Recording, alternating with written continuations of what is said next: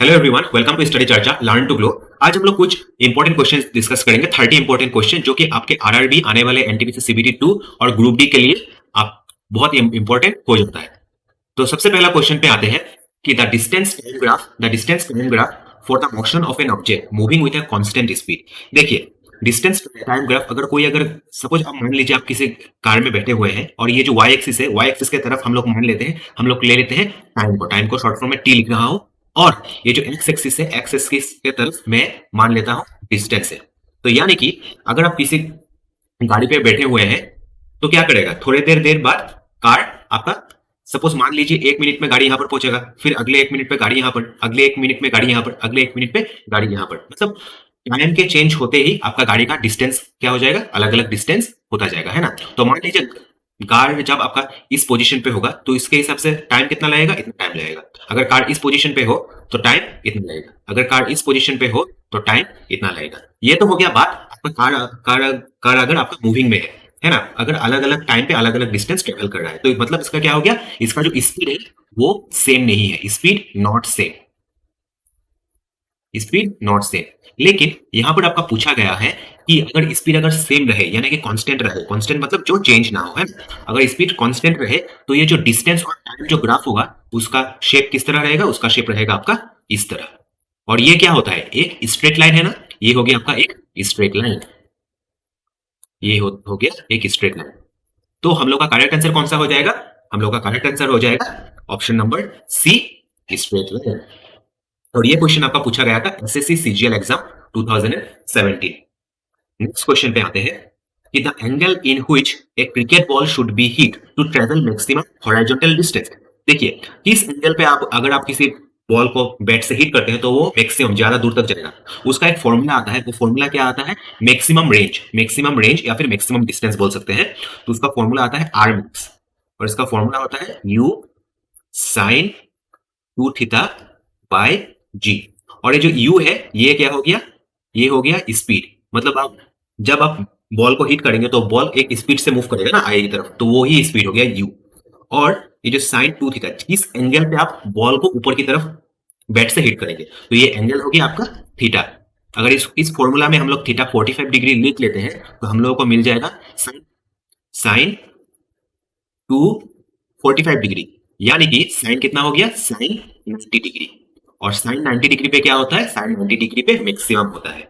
तो यहाँ पर अगर ये वैल्यू पुट करते हैं तो क्या मिलेगा, ऊपर की तरफ u और नीचे की तरफ g। मतलब कि अगर आप किसी भी बॉल को अगर 45 डिग्री एंगल पे हिट करेंगे तो वो क्या करेगा, वो बॉल मैक्सिमम डिस्टेंस ट्रेवल करेगा। तो ये करेक्ट आंसर हो जाएगा ऑप्शन नंबर बी, 45 डिग्री। और ये क्वेश्चन आया है आपका एसएससी एग्जाम 2001 में। इतना टफ नहीं पूछेगा लेकिन फिर भी मतलब अगर बाय चांस अगर लाख लाख खराब रहा तो ये सब फॉर्मूला बेस्ड क्वेश्चन में बहुत सारे आ सकते हैं, एक दो क्वेश्चन पूछ सकते हैं, है ना। नेक्स्ट क्वेश्चन पे आते हैं, the slope of A distance time graph. देखिए ये क्या हो गया, ये जो ग्राफ था इसमें क्या है, एक तरफ टाइम है और एक तरफ डिस्टेंस है। और इसके मदद से हम लोग क्या निकल रहे हैं, इसके मदद से हम लोग निकाल रहे हैं स्पीड। तो ये जो स्लोप हो गया, slope of A distance time graph shows क्या होगा, शोज स्पीड। और ये वाला क्वेश्चन पूछा गया था एसएससी सीएचएसएल 2018 के एग्जाम। अभी आते हैं नेक्स्ट क्वेश्चन पे, the motion of A freely falling body is an example of. अभी मान लीजिए फ्रीली फॉलिंग बॉडी होता क्या है। मान लीजिए आप किसी बिल्डिंग पे खड़े हैं, आप किसी बिल्डिंग पे खड़े हैं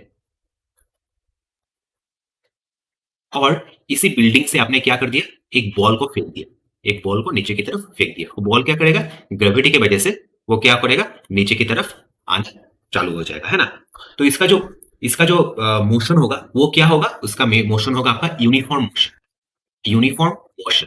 क्योंकि ये जो नीचे की तरफ आएगा, इसका जो बॉल का जो एक्सीलरेशन रहेगा, बॉल का जो एक्सीलरेशन जिसको शॉर्ट फॉर्म में हम लोग स्मॉल ए लिखते हैं, वो क्या हो जाएगा, आपका एक्सीलरेशन होगा 9.8 मीटर पर सेकेंड स्क्वायर। और ये होता है आपका एक्सीलरेशन ड्यू टू ग्रेविटी। क्योंकि बॉल को अगर ऊपर से नीचे की तरफ फेंकेंगे तो बॉल नीचे क्यों आएगा, वो आएगा ग्रेविटी के खिंचाव के वजह से। तो जो ग्रेविटी के खिंचाव की वजह से जो एक्सीलरेशन प्रोड्यूस होता है उसी को बोला जाता है आपका एक्सीलरेशन ड्यू टू ग्रेविटी। क्योंकि ये जो बॉल नीचे की तरफ आ रहा है वो आ रहा है आपके ग्रेविटी के वजह से। वो जो बॉल में जो एक्सेलरेशन प्रोड्यूस हो रहा है वो प्रोड्यूस हो रहा है आपका ग्रेविटी के वजह से, और ये एक्सेलरेशन ड्यू टू ग्रेविटी कितना होगा, ये होगा आपका 9.8 मीटर पर सेकेंड स्क्वायर, और ये जो एक्सेलरेशन ड्यू टू ग्रेविटी है वो स्वयं सेम रहेगा। इसीलिए the motion of A freely falling body is an example of क्या, एग्जांपल ऑफ यूनिफॉर्म मोशन। और ये वाला क्वेश्चन आपका पूछा गया था एसएससी सीएचएसएल 2018 के exam, one of the most important question. Next, the second equation of motion gives the relation between, second equation of motion वो क्या होता है आपका, फर्स्ट इक्वेशन आपका होता है,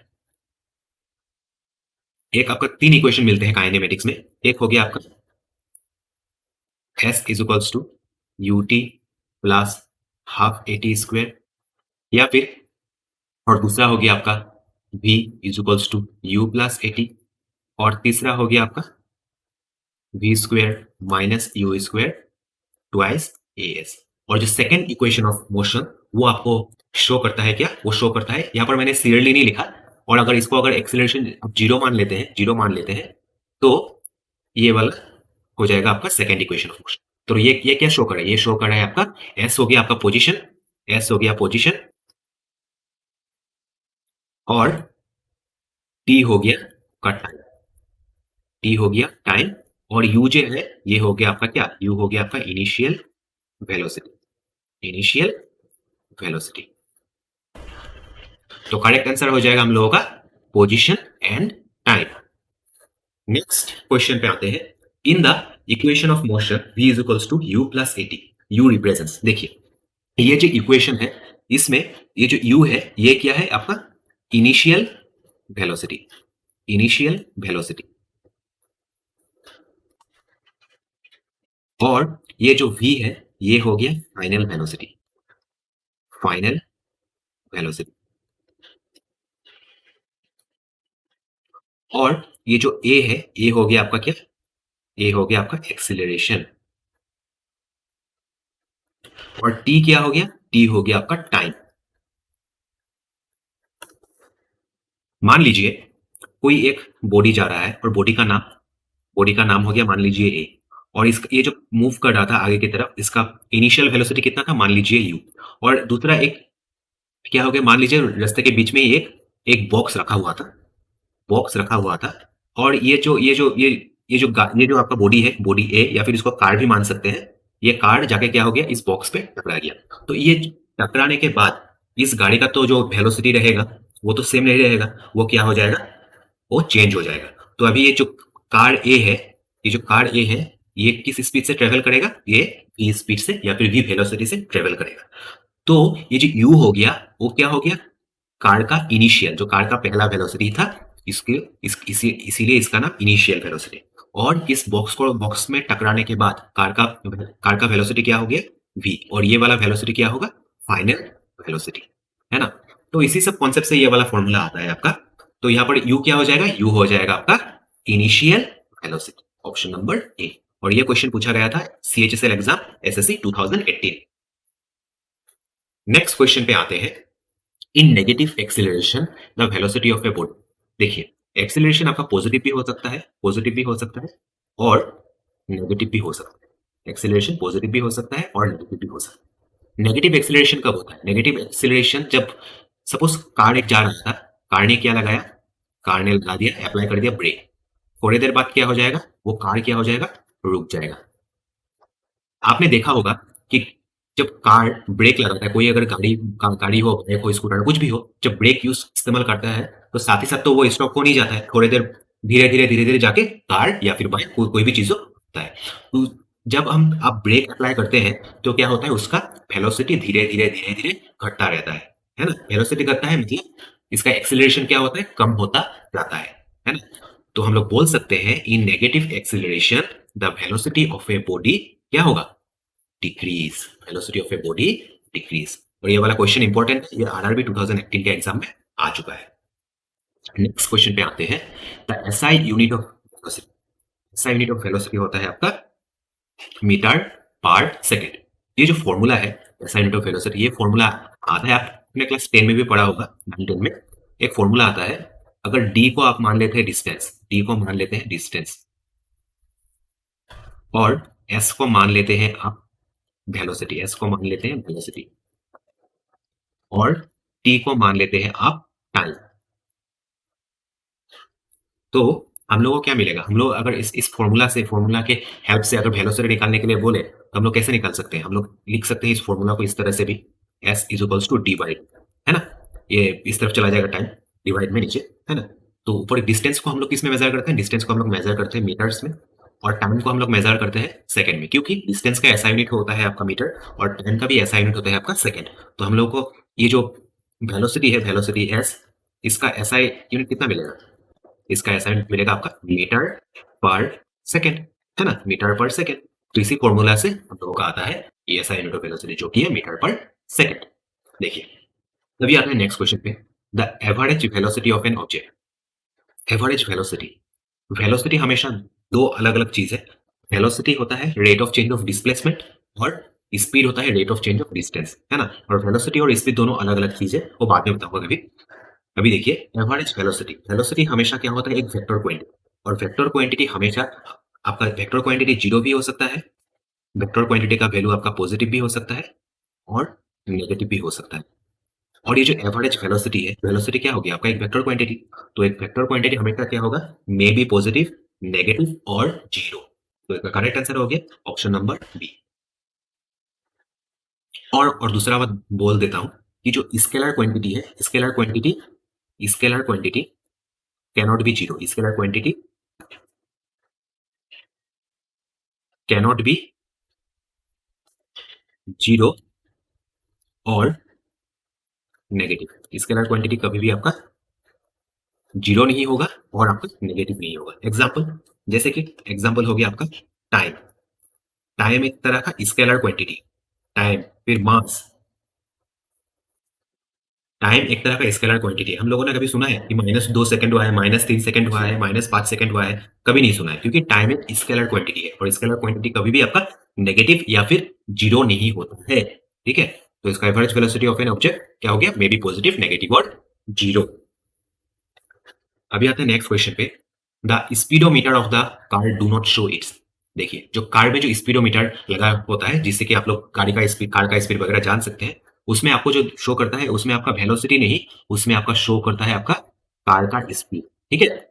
और स्पीडोमीटर क्या शो नहीं करता है पूछा गया है ना, तो स्पीडोमीटर इंस्टेंटेनियस वेलोसिटी शो नहीं करता है और फिर एवरेज वेलोसिटी भी शो नहीं करता है ना। तो हम लोग का करेक्ट ऑप्शन कौन सा हो जाएगा, हम लोग का करेक्ट ऑप्शन हो जाएगा आपका option number D, both A and C ये speedometer of the car show नहीं करता है। अभी आते हैं नेक्स्ट क्वेश्चन पे, find the acceleration in meter per second square of a body which accelerates from 10 meter per second to 20 meter per second. इस क्वेश्चन के हिसाब से एक फॉर्मूला हम लोगों को मिला था, वो फॉर्मूला क्या था, v is equals to U plus A T, और इस फॉर्मूला के हिसाब से v क्या होता है आपका फाइनल वेलोसिटी, और u क्या होता है, u होता है आपका इनिशियल वेलोसिटी, और a क्या होता है, a होता है आपका एक्सीलरेशन, और t होता है आपका क्या, t होता है आपका टाइम, है ना। तो इस क्वेश्चन के हिसाब से इसमें क्या बोला गया है, find the acceleration of a body which accelerates from 10 meter per second to 20 meter per second, मतलब कि इसका इनिशियल वेलोसिटी जो u है वो कितना था, उसका पहला इनिशियल वेलोसिटी था 10 मीटर पर सेकेंड, फिर जो फाइनल वेलोसिटी कितना हो गया, फाइनल वेलोसिटी v हो गया 20 मीटर पर सेकेंड, कितने टाइम में, 4 सेकेंड में। तो टाइम यहां पर कितना हो जाएगा, 4 सेकेंड। तो इसमें से हम लोग को पूछा क्या गया है, इसमें से हम लोग को पूछा गया है एक्सीलरेशन, यानी कि ए कितना होगा, है ना। तो फिर सिंपली कुछ नहीं, इस फॉर्मूला में पुट कर देंगे हम लोग, कितना मिलेगा, v के जगह पर हम लोग लिख देंगे v is equals to U plus A T, v के जगह पर हम लोग लिख देंगे 20, u के जगह पर हम लोग लिख देंगे 10, एक्सीलरेशन तो हम लोगों को निकालना पड़ेगा, फिर टाइम कितना हो गया, टाइम हो गया 4। तो इस तरफ क्या हो जाएगा, इस तरफ हो जाएगा 20, 10 इस तरफ चला जाएगा, तो 20 minus 10 is equals to a into 4। तो इस तरफ कितना हो गया, इस तरफ लेफ्ट हैंड साइड में हो गया आपका 10, और इस तरफ हो गया आपका 4 इंटू ए, और 4 कितना टाइम जाएगा? 4 को अगर 10 को अगर 4 से डिवाइड करेंगे तो आपको आता है 2.5 मीटर पर सेकेंड स्क्वायर। तो हम लोग का करेक्ट आंसर हो जाएगा option number D, 2.5 metre per second. और ये वाला क्वेश्चन आपका आया था एसएससी एग्जाम 2018। नेक्स्ट क्वेश्चन पे आते हैं, the motion of a sliding body of an incline plane. देखिए एक इंक्लाइन प्लेन किस तरह होता है? मान लीजिए ये हो गया आपका एक तरह का इंक्लाइन प्लेन, यानी कि आप किसी एक सीढ़ी को कंसीडर कर सकते हैं, वो एक क्या होता है उसका एक इंक्लाइन, वो एक तरह का इंक्लाइन प्लेन का एक एग्जांपल है। और मान लीजिए इस यहाँ पर एक बॉल आपने रखा हुआ है, बॉल रखा हुआ है ना? बॉल क्या होगा? रोल करते हुए नीचे की तरफ आना शुरू हो जाएगा, है ना? बॉल रोल करते हुए नीचे की तरफ आना शुरू हो जाएगा। और ये जो बॉल जो रास्ता जो ट्रेवल करेगा नीचे की तरफ, वो क्या होगा? वो जो रास्ता है वो क्या है? एक तरह का स्ट्रेट लाइन ही है ना? इस तरफ अगर मानेंगे, इस तरफ अगर मानेंगे तो ये क्या है? एक तरह का स्ट्रेट लाइन है ना? स्ट्रेट लाइन है। तो फिर कोई भी अगर बॉडी, कोई भी अगर कार हो या फिर आप हो या फिर बस, कार, बस, ट्रेन, कुछ भी हो, अगर सीधे रास्ते चल रहा है, स्ट्रेट लाइन पे चल रहा है, तो उसी को बोला जाता है आपका रेक्टिलिनियर मोशन। उसी को बोला जाता है रेक्टिलिनियर मोशन। रेक्टिलिनियर मोशन मतलब कोई भी अगर चीज स्ट्रेट लाइन पे चल रहा है उसी को बोला जाता है रेक्टिलिनियर मोशन। और सर्कुलर मोशन का क्या? सर्कुलर मोशन का होता है अगर कोई भी अगर चीज ऐसे गोल गोल करके घूम रहा है सर्कुलर शेप में, सर्कल की शेप में, तो वो होता है आपका सर्कुलर मोशन। और ये जो ऑसिलेटरी मोशन क्या है? आपके घर में अगर कोई पेंडुलम वगैरह, जो पेंडुलम का जो अगर कोई क्लॉक वगैरह हो, जैसे घड़ी एक देखे होंगे आप, जो मतलब कभी ये जो बॉब होता है इसका, पेंडुलम का बॉब, कभी इस तरफ जाता है, फिर इस तरफ जाता है, इस तरफ जाता है, फिर इस तरफ जाता है, फिर इस तरफ जाता है, फिर इस तरफ जाता है, दौड़ता रहता है ना एक तरफ से दूसरे तरफ। तो वो हो गया एक तरह का ऑसिलेटरी मोशन, है ना? तो वो हो गया एक तरह का ऑसिलेटरी मोशन। अभी रह गया रोटेशनल मोशन। रोटेशनल मोशन क्या? जो आप जो फैन देखे होंगे घर पे, फैन, और फैन का मोशन क्या होता है? एक तरह का रोटेशन, घूमता रहता है ना, ये अपनी ही जगह पे घूमता रहता है। तो ये क्या हो गया? Rotational motion. फैन हो गया एक तरह का रोटेशनल मोशन। ठीक है, अभी आते हैं क्वेश्चन नंबर 13 पे। इन ऑसिलेटरी मोशन, ऑसिलेटरी मोशन जो पेंडुलम का एग्जांपल दिया था, ये जो बॉब है बीच में, है ना? पेंडुलम क्या होगा? इस तरफ जाएगा, फिर इस तरफ जाएगा, फिर इस तरफ जाएगा, फिर इस तरफ जाएगा, मतलब एक पोजीशन से दूसरे पोजीशन तक क्या करता रहेगा ये? एक बार इस तरफ, फिर इस तरफ, एक बार इस तरफ, फिर इस तरफ। ये इसी मोशन को बोला जाता है आपका ऑसिलेटरी मोशन। तो इसका करेक्ट आंसर क्या हो जाएगा? In oscillatory motion particle moves to and fro about a point. इसको अगर एक पॉइंट मान लेते हैं, पॉइंट का नाम देता हूँ पी, तो इस पॉइंट को, पॉइंट के इस तरफ कभी जा रहा है, फिर पॉइंट के इस तरफ कभी जा रहा है, तो करेक्ट आंसर हो जाएगा particle moves to and fro about a point. ये भी एक इंपॉर्टेंट क्वेश्चन है, ठीक है? अभी देखिए नेक्स्ट क्वेश्चन पे आते हैं, the speed of A particle at any instant. Instant पे कोई भी अगर मोमेंट पे, 1 सेकंड पे, अगले 2 सेकंड पे, 3 सेकंड पे, तो मतलब क्या है? एक एक इंस्टेंट हो गया ना, इसी मुहूर्त पर, तो उसको हिंदी में जिसको मुहूर्त बोला जाता है, तो इसका आंसर हो जाएगा इंस्टेंटेनियस क्या? Instantaneous speed. ठीक है, स्पीड अलग है, वेलोसिटी अलग है, तो इसलिए बोला हूं अगर स्पीड होगा तो आंसर स्पीड के सामने करिए, अगर वेलोसिटी लिखा होगा तो आप कौन सा लिखेंगे? आप लिखेंगे इंस्टेंटेनियस वेलोसिटी। नेक्स्ट क्वेश्चन पे, the tendency of undisturbed objects to stay at rest और to keep moving with the same speed is called. जैसे कि आप मान लीजिए आपके आप जिस टेबल पे लिख के पढ़ाई लिखा करते हैं, उस टेबल पे कोई आपने एक डेस्कटॉप रखा हुआ है, डेस्कटॉप रखा है। आप एक बात सोचिए, क्या ये डेस्कटॉप अपने आप चलना शुरू हो जाएगा? बिल्कुल नहीं। लेकिन जब अगर इसको पुश करेंगे, डेस्कटॉप को पुश करेंगे, तो क्या होगा? आपका डेस्कटॉप या फिर लैपटॉप वो क्या होगा? अपने जगह से थोड़ा सा खिसक जाएगा, है ना? तो ये जो डेस्कटॉप क्या है? ये एक तरह का ऑब्जेक्ट ही है ना, एक तरह का पदार्थ ही है। तो डेस्कटॉप क्या होगा? अपने जगह से नहीं हिल पाता है खुद ब खुद। तो ये चीज, डेस्कटॉप का जो प्रॉपर्टी, कोई भी अगर चीज का प्रॉपर्टी होता है जिसके वजह से वो रेस्ट पे रहता है, रेस्ट पे रहता है, उसी को बोला जाता है इनर्शिया, उसी को बोला जाता है इनर्शिया। और दूसरा एक एग्जांपल देता हूँ, मान लीजिए कोई कार मूव कर रहा है, मूव कर रहा है, और ये कार अपने आप जब मूव करता रहेगा तो अपने आप ही तो नहीं रुकेगा। इस कार को रुकाने के लिए क्या करना पड़ेगा? आपको ब्रेक यूज करना पड़ेगा, है ना? ब्रेक यूज करना पड़ेगा। तो कार जब मूविंग में रहेगा तो चलता ही रहेगा जब तक कि आपने ब्रेक इस्तेमाल ना किया हो, है ना? तो ये भी क्या हो गया? एक तरह का इनर्शिया।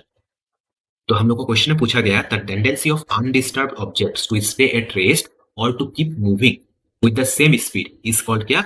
Is called inertia. और ये क्वेश्चन पूछा गया था आपका आरआरबी 2018 के एग्जाम। नेक्स्ट क्वेश्चन पे आते हैं, which quantity of the following is a measure of inertia. ये जो इनर्शिया है, ये इनर्शिया आपका डिपेंड करता है आपका इसके ऊपर। इनर्शिया हमेशा आपका डिपेंड करता है मास के ऊपर। और मास अगर मैक्सिमम मास हो, मास अगर जितना ज्यादा होगा उतना ही मैक्सिमम मास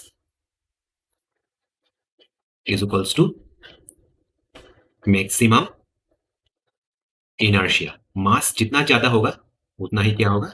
उसका इनर्शिया। ये बात याद रखिए। और ये क्वेश्चन आया था आपका एसएससी 2017 में।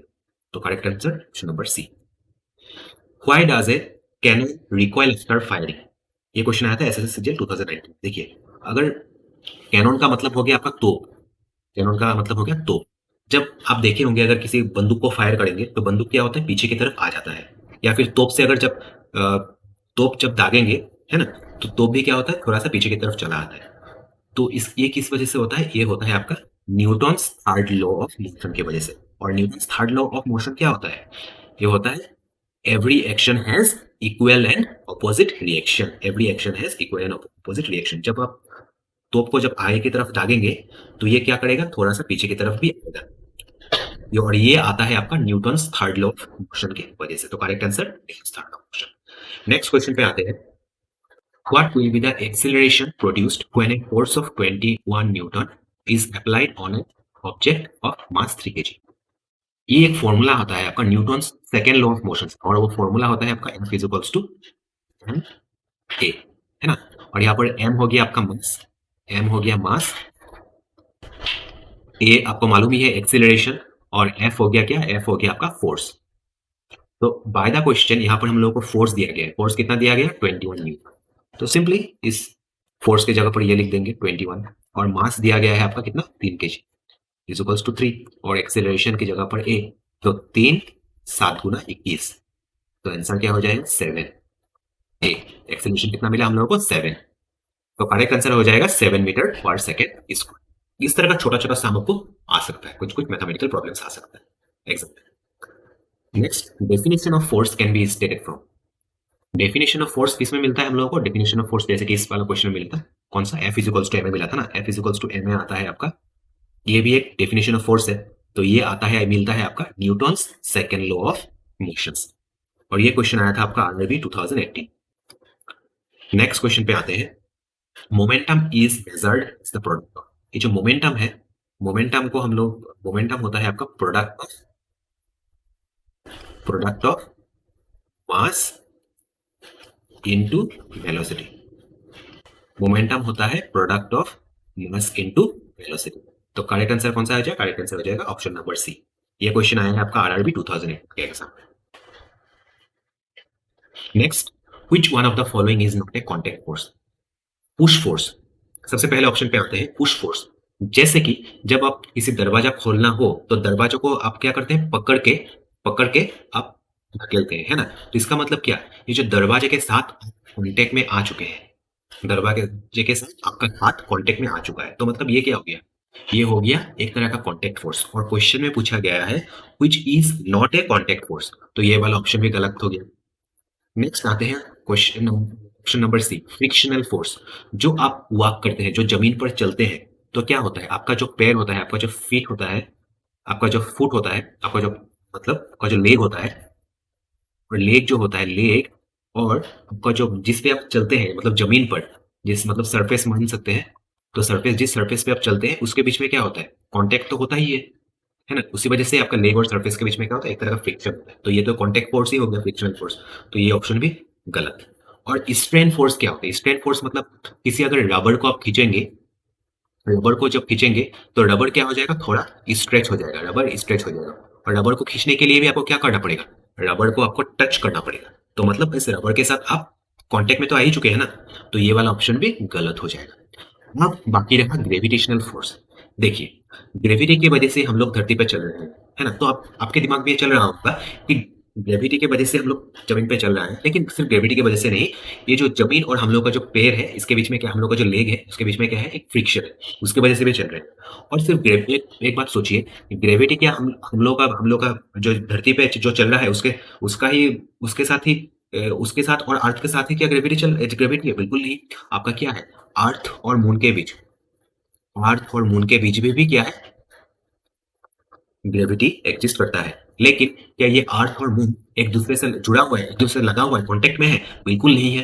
तो ये क्या हो गया, ग्रेविटेशनल फोर्स एक कांटेक्ट फोर्स नहीं है। तो हम लोग का करेक्ट आंसर हो जाएगा gravitational force.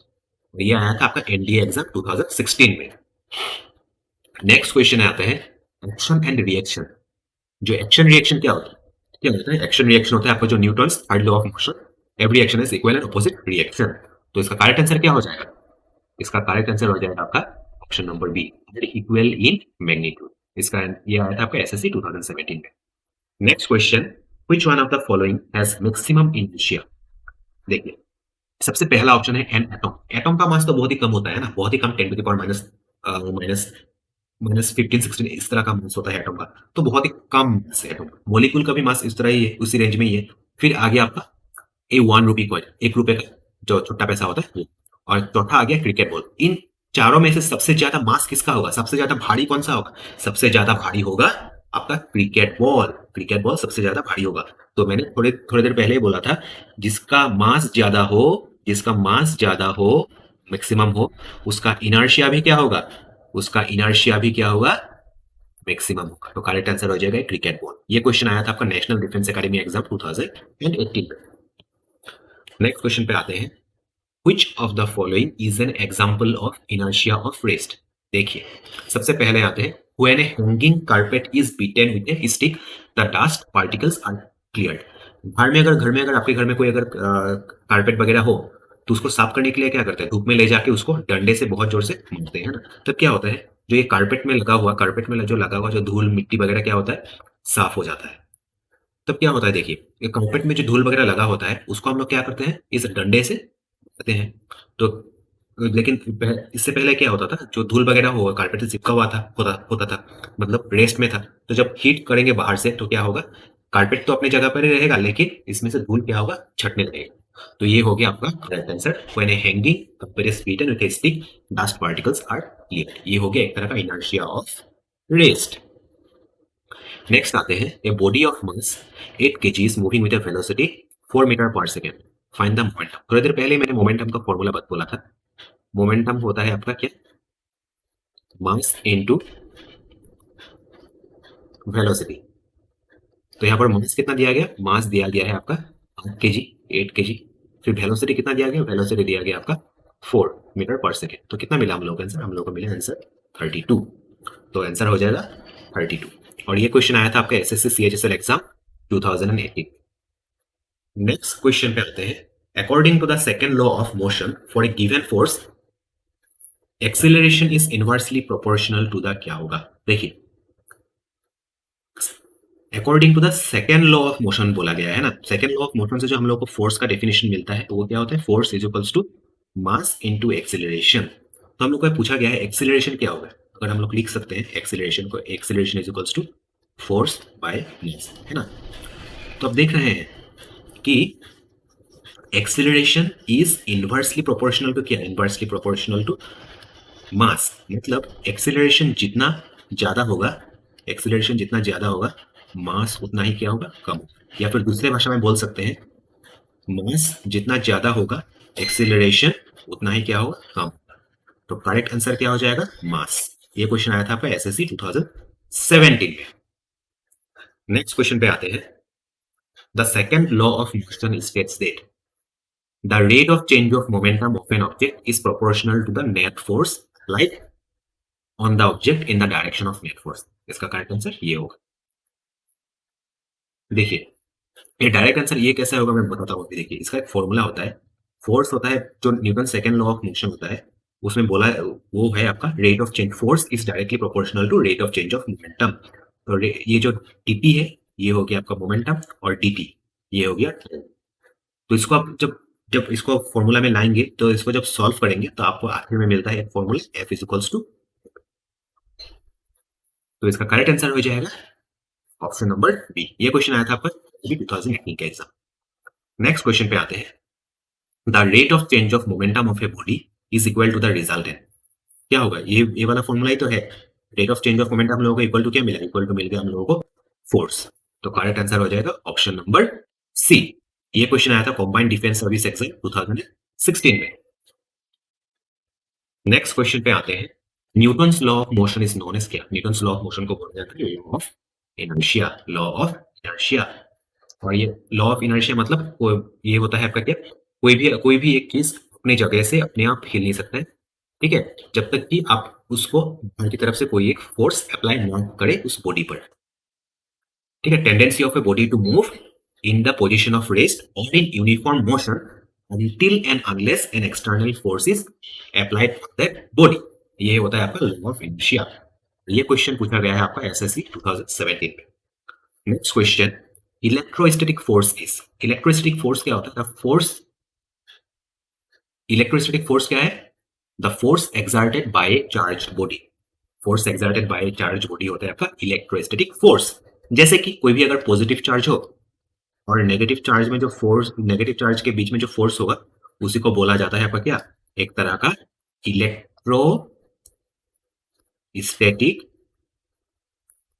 Electrostatic force of